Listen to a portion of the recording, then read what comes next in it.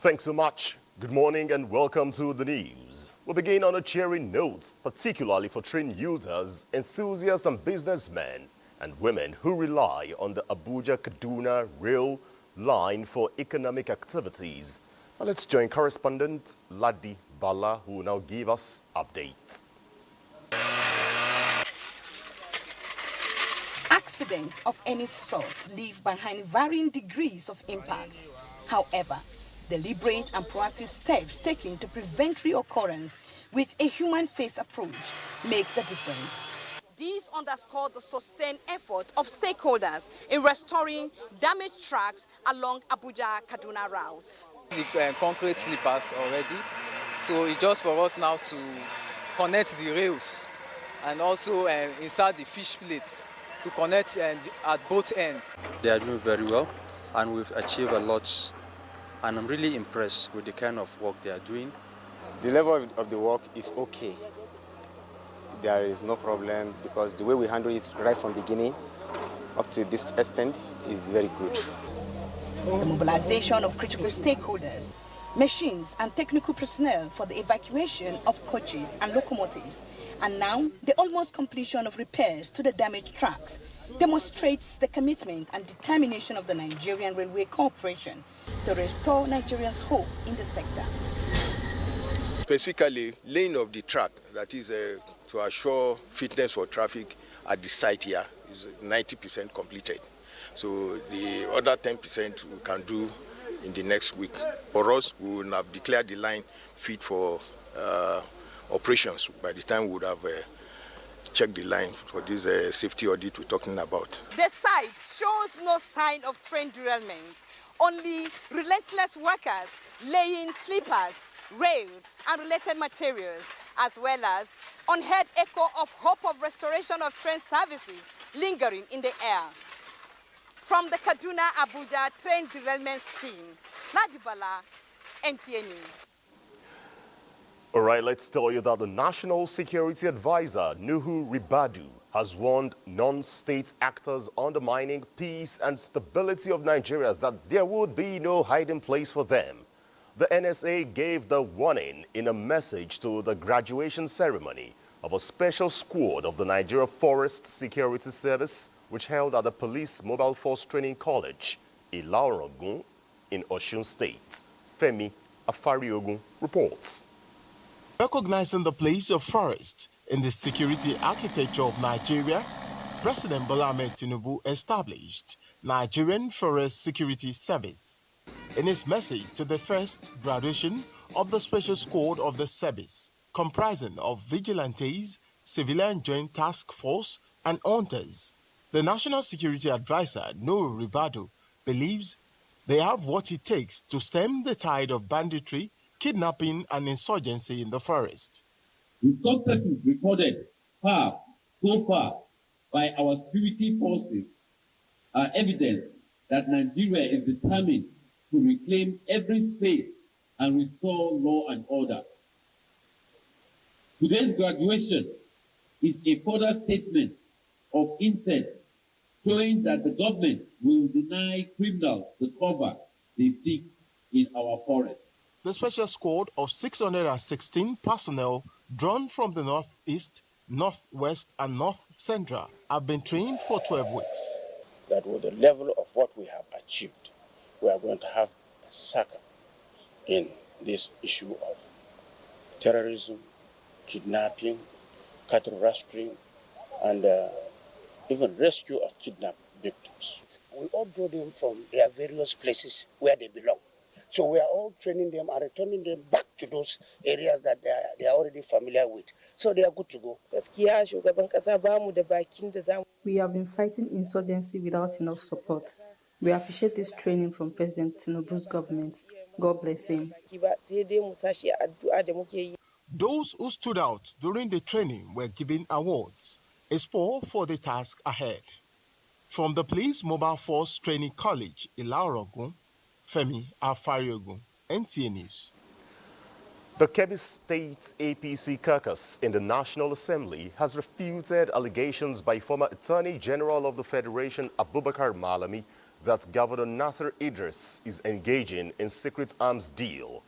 Addressing National Assembly correspondents in Abuja, the caucus, led by Senator Adamu Aliero, also dismissed as false Malami's recent petition to security agencies, alleging that Kebbi State's governor is importing political thugs and recruiting foreign mercenaries in the state.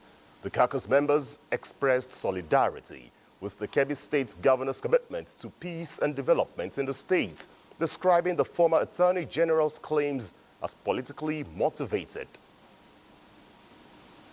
Recent condolence visit to Benin Kebbi, he hired thugs from Sokoto, Koko, and Rara to accompany him into the state capital. These thugs, under his watch, attacked the APC state secretariat with stones while chanting one-term slogan against the governor. Their actions led to a violent clash with APC supporters, an unprecedented development in Kebbi politics, which has always been known for its peaceful nature and culture and mutual respect. This incident alone speaks volumes about who is truly attempting to sow chaos and disrupt the peace of our dear state. At no time has the Kebbi State government nor the APC family been involved in clandestine activities or linked with terrorist groups, as mischievously signed personally by former Attorney General and Minister of Justice. The National Forum of former legislators from the 17 southern states have endorsed President Bola Tinubu as their sole presidential candidate for the 2027 general elections and declared support for the South to complete 8 years presidential tenure.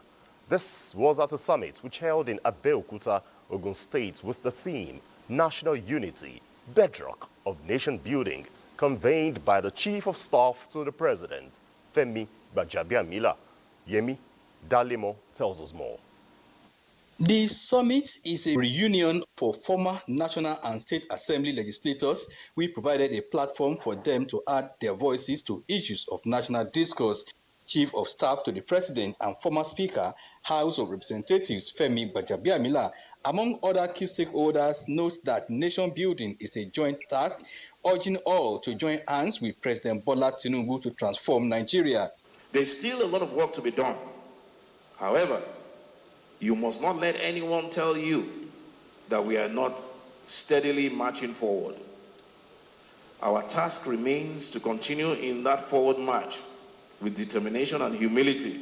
As a body, we are committed to issues that will promote the peace, unity of our dear country and also entrench democracy. Ogun State Governor Dapo Abiodun, former speakers of the House of Representatives, and others commended the innovative reforms of government. Asiwaju must complete his 8 years. Nigeria is rising again. Testament to the world of what unity in diversity can truly accomplish. A united and prosperous Nigeria is possible. It's a very good opportunity and time for the legislators to put our house in order. It's in the best interest of the South and the nation that the incumbent president, Bola Ahmed Tinubu GCFR, completes his tenure of the South. Accordingly, we adopt him as our sole candidate for 2027 election. The National Forum of former legislators urged Nigerians to promote national unity and firm foundation of nation building. In Abeokuta, Yemi Dalimo, NTA News.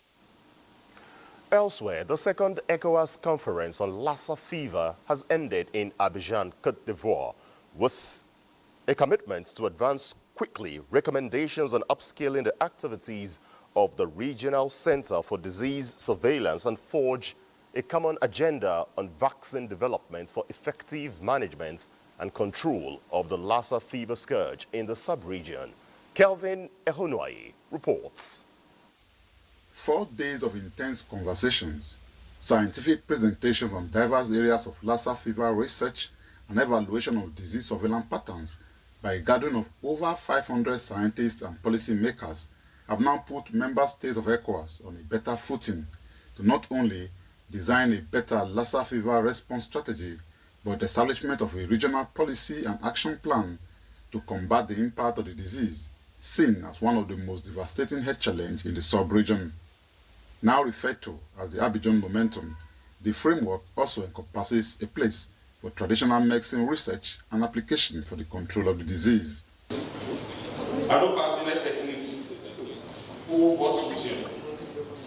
Expected resolutions will guide our policy framework on tackling Lassa fever control.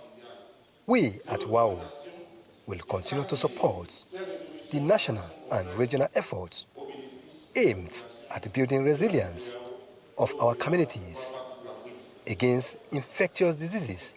Of significant note at the conference was the activation of ECOWAS Young Researchers Platform, designed to encourage and support new generation of researchers in Lassa fever and other infectious diseases, with Nigeria's Aziz Moshood shining brightly and clinching the top prize in Best Porter category.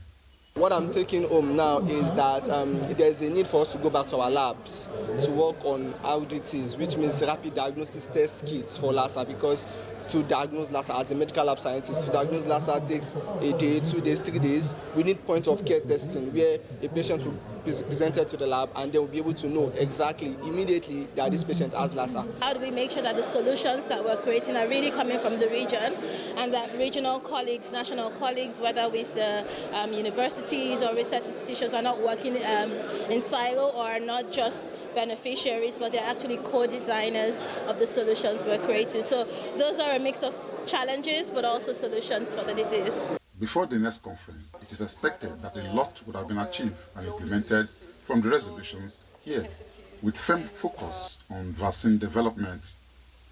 In Abidjan, Côte d'Ivoire, Kelvin Ebonwaye, NTA News.